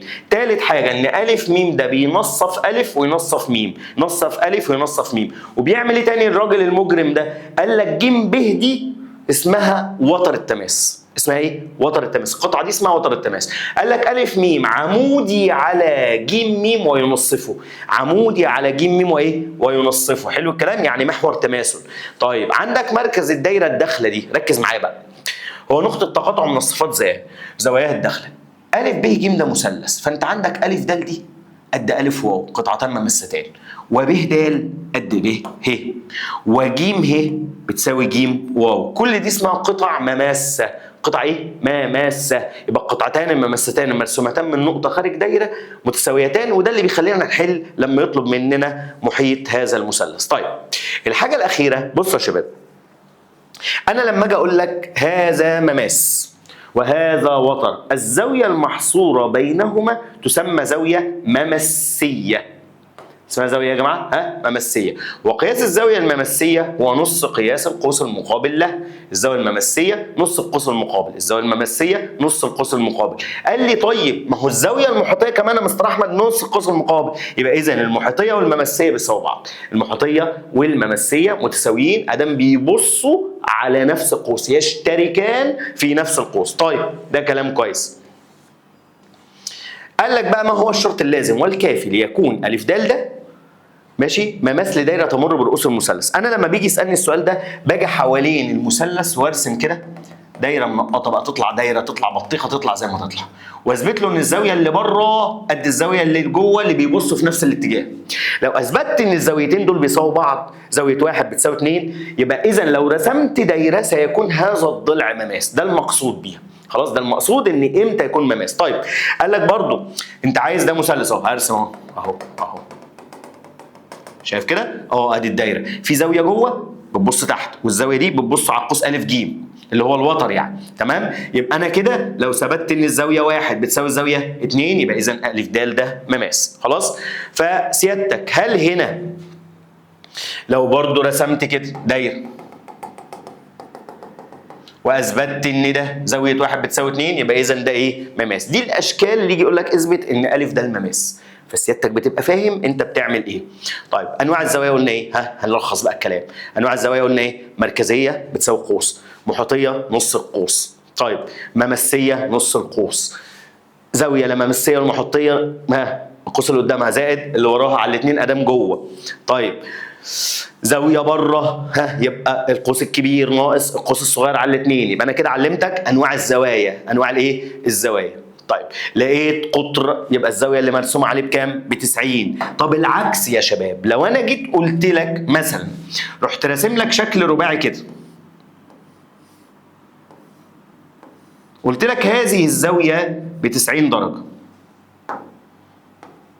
خلاص ا ب ج د ب 90، يبقى الضلع اللي قصادها ده بكام؟ ده اسمه قطر الدايرة، ومركزها هو منتصف هذا القطر. مركزها هو منتصف مين؟ هذا القطر. يبقى تاني لو انا جيت قلت في اي مسألة قلت لك اثبت او اوجد مركز الدايرة خلاص بتاعت الشكل اللي قدامك، تدور على زاوية 90، القطر اللي قصادها هو قطر الدايرة اللي هتمر برؤوس الشكل. خلاص عشان كده انا كاتب لك والعكس صحيح. تعال نبدأ بقى برهان على بركة الله للوحدة الثانية. البرهان بقى بيقول لك ايه هنا؟ بيقول لك م دايرة طول قطرها 15، خد بالك ده قطرها، فنصف القطر بيساوي 7.5. حلو الكلام؟ قال لي ده كلام جميل. ماشي كده؟ وألف ب وج د وتران متوازيان. بما أن الأوتار متوازية يبقى أنت هتقول له بما أن ألف ب بيوازي ج د يبقى القوس اليمين قد القوس الشمال. ده ب 80 يبقى ده كمان بكام؟ ب 80. طبعا أنا هحل على الرسم عشان ما نقعدش نكتب كتير وأنت بتكتب الكلام اللي أنا بقوله. تمام؟ طيب إيه تاني؟ قال لك ما هو إحنا قلنا بما أن الأوتار متوازية يبقى الأقواس متساوية. ده ب 80. حلو قوي. أنت عايز قياس زاوية م أ ب. م أ ب. حلو الكلام. تعالى يا باشا، هو قال لك إن طول أ ج قد طول أ ب. أ ج ب 80. ادام طول أ ج قد طول أ ب يبقى قياس أ ج بيساوي قياس أ ب. يبقى ده كمان بكام يا شباب؟ ب 80. ده كمان بكام؟ ب 80. حلو الكلام؟ قال لي كلام جميل. ماشي، وبعدين يا مستر قال لي بعدها القياس الدايره كلها او الزاويه المركزيه دي بتساوي القوس. يبقى قياس زاويه أ م ب ب 80. حلو؟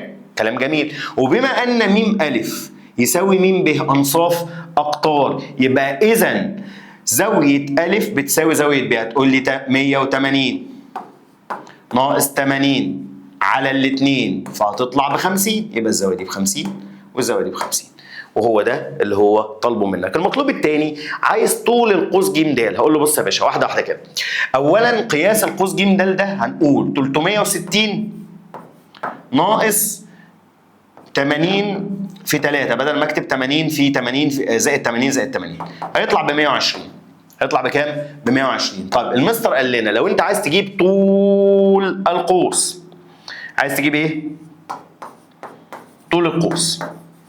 خلاص؟ قال لي هتحط قياس القوس. قياس القوس كام؟ 120 على قياس الدايره اللي هو كام؟ 360 وتضربه في 2 في باي. باي بكام هنا؟ ب 3 و14 من 100 في نق بكام؟ 7.5. خلاص؟ ونطلع آلتنا بقى ونحسب هذا الجمال والحلاوه. يلا بينا يلا بينا يلا بينا. هكتبها لك اهو. هنعمل شرط الكسر ونعمل 120 على 360 واجي هنا اقول له في 2 في باي اللي هي 3 و14 من 100 واديها لك اهو 3 و14 من 100 في نق اللي هو 7 و5 من 10 يساوي، وندوس على اس دي 15 و7 من 10. يبقى الاجابه 15 و7 من 10 سنتي. بكده احنا جبنا قياس القوس وطول القوس. في الشكل المقابل بيقول لك أ ب ج د المستطيل مرسوم داخل دايره رسم الوتر ج ه. ماشي، بحيث ج ه ده بيساوي ج د. بص اول جمله انت سمعتها بما ان بص الحلاوه اللي انا هكتبها دي. أ ب ج د مستطيل، اذا الضلعين اللي قصاد بعض اللي هم أ ب وج د قد بعض. حلو الكلام. يبقى أ ب ده قد ج د. طب بما ان انت قلت لي اهو بما ان ج ه يساوي ج د، اذا هشيل ج د من هنا ومن هنا. ايه اللي اتبقى؟ أ ب بتساوي ج ه. حلو الكلام. قال لي ده كلام جميل. ادام الاوتار متساويه تبقى الاقواس بتاعتها مالها متساويه. ركز معايا بقى يا صديقي. هقول له يبقى قياس بما ان قياس القوس أ ب بيساوي قياس القوس ج ه. معايا يا نجم؟ قال لي اه. ما تيجوا يا حبايب قلبي نضيف القوس ده للطرفين. نضيف القوس ده لمين؟ للطرفين. يلا. وبإضافة قياس القوس ب ه للطرفين ينتج أن القوس ده هضيفه على ده يبقى أ ب ه بيساوي القوس ده هضيفه على ده يبقى قياس قوس ب ه ج.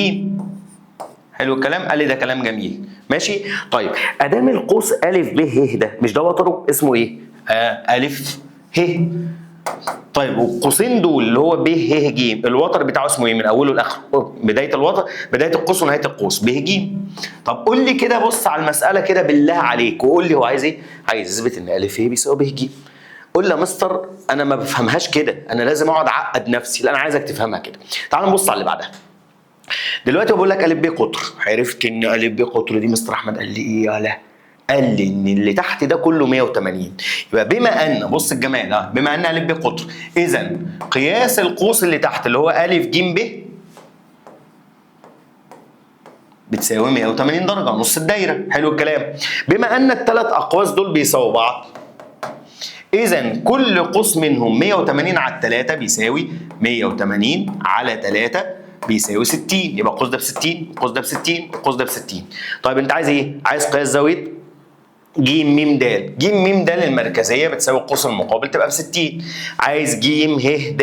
ج ه د دي محيطيه، نص القوس نص في 60 تطلع ب 30 او نص المركزيه او نص الايه؟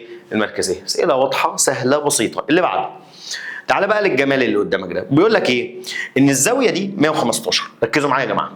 انا عارف ان ا د ه واو ده رباعي دائري.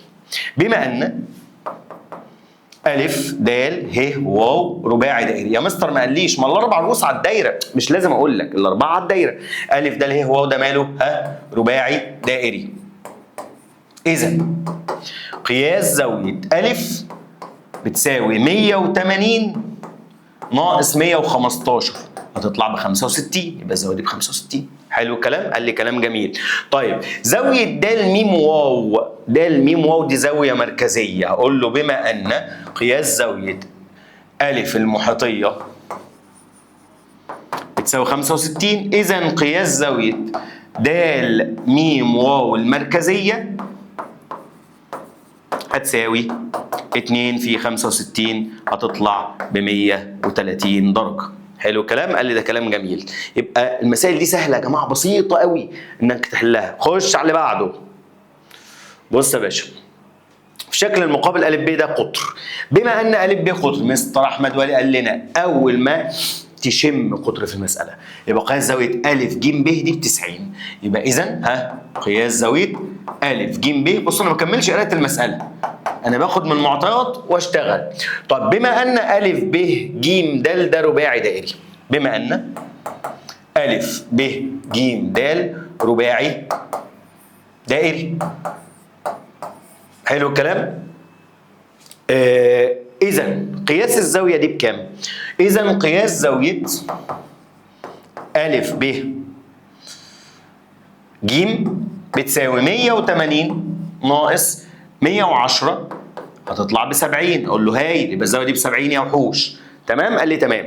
المثلث ده مجموع قياسات زواياه كام؟ قال لي مجموع قياسات زواياه 180 درجة، يبقى قياس زاوية ج أ ب هتساوي اللي هي الزاوية دي، هتقول لي ب 20 يا مستر. هايل، ج أ ب هتساوي 180 ناقص 70 زائد 90 هتطلع بكام؟ ب 20.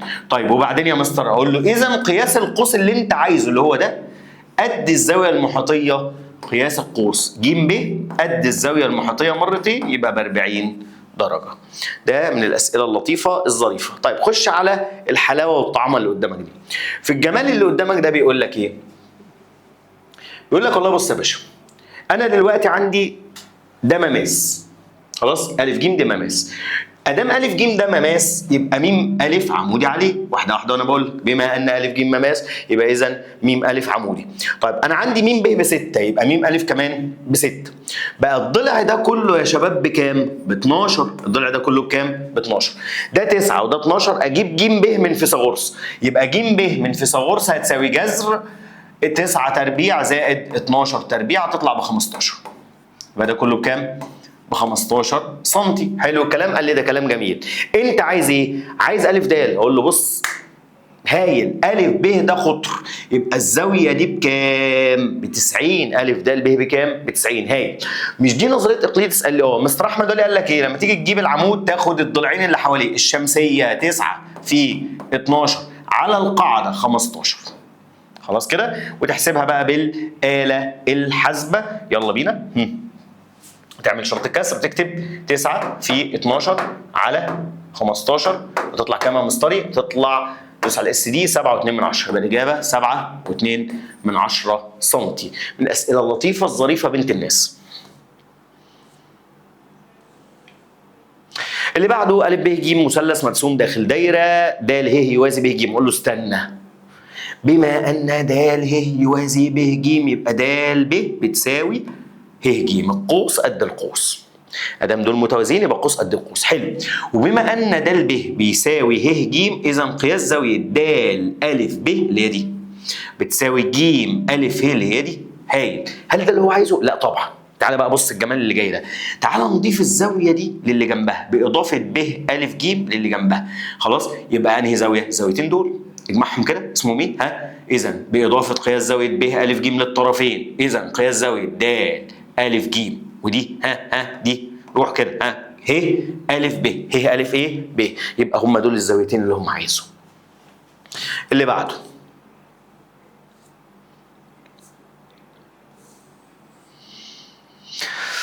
تعالى للسؤال الظريف اللطيف ده. بيقول لك ايه في هذا السؤال؟ بيقول لك بص يا محترم، انا عندي الزاويه اللي قدامي دي ب 100 والزاويه اللي فوق دي ب 40. ايوه يا مستر، عايز ايه؟ عايز اثبت ان قياس القوس ا د بيساوي قياس القوس ج د. هقول له بص واحده واحده. بما ان ا ب ج د ده رباعي دائري، حلو الكلام؟ قال لي اه. الزاويه الخارجه دي ب 100، يبقى الزاويه اللي جوه دي كمان ب 100. حلو. مجموع قياسات زاويه المثلث كام؟ 180. 180 ناقص 140 يطلع دي بكام؟ ب 40.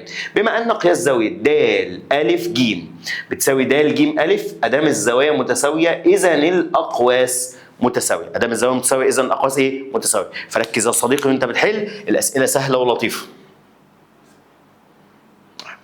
تعال للسؤال الجميل ده. بيقول لك في الشكل المقابل ج ب بيساوي ج د والزاويه دي 120 دي 60، اثبت ان الشكل رباعي دائري. اقول له بما ان ج ب بتساوي ج د وقياس زاويه ج ب د ب 60 اذا دي كمان ب 60. اذا قياس زاويه ج هتساوي 180 ناقص 60 زائد 60 تطلع ب 60. بما ان قياس زاويه ج زائد قياس زاويه ا 60 زائد 120 تطلع 180، اذا الشكل رباعي دائري. بص بقى يا مستر الحاجات المرعبه بقى يا مستر، ما تخافش حبيبي، ركز معايا. هو هنا بيقول لك ايه؟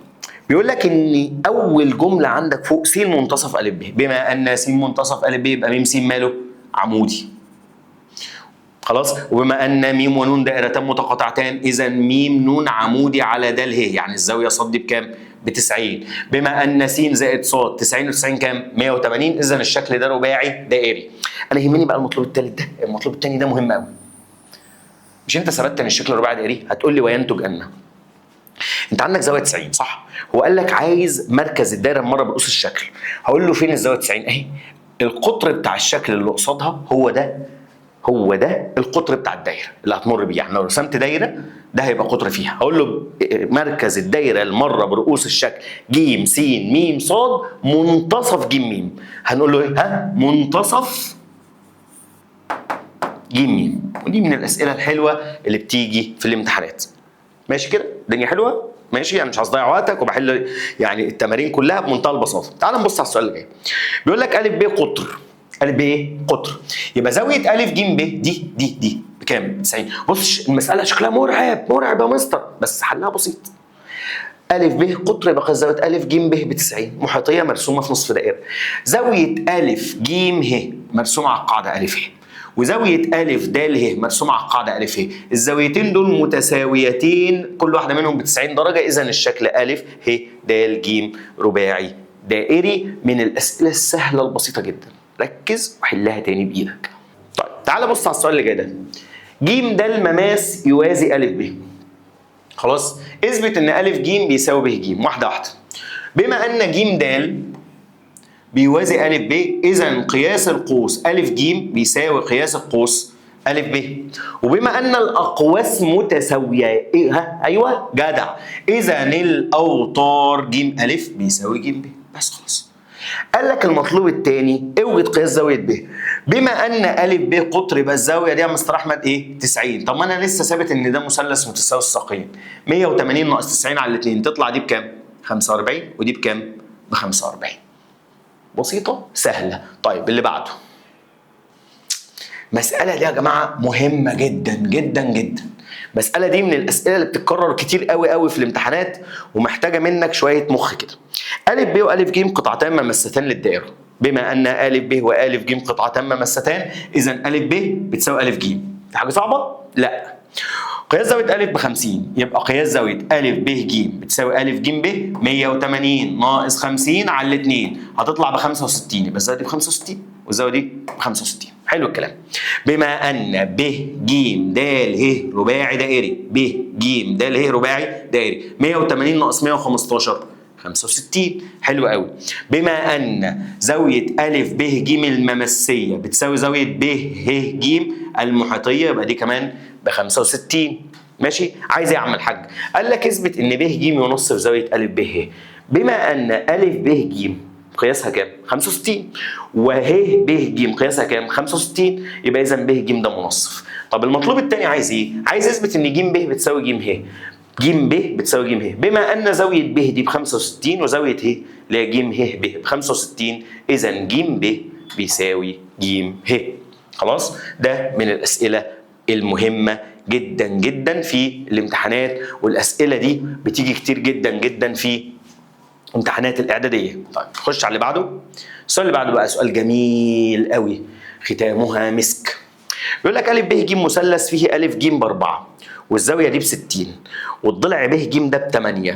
عايز ايه يا حاج؟ عايز اثبت ان ا د ده مماس لدايره تمر بالنقط ا وب وج. قلت لك ساعتها ارسم دايره كده منقطه، فانت عايز تثبت بقى ان الزاويه دي ب60 عايز تثبت دي ب60. هقول له بص، بما ان هحلها لك بقى بالراحه كده، بما ان ا ج بيساوي نص ب ج وقياس زاويه ا ب90 درجه.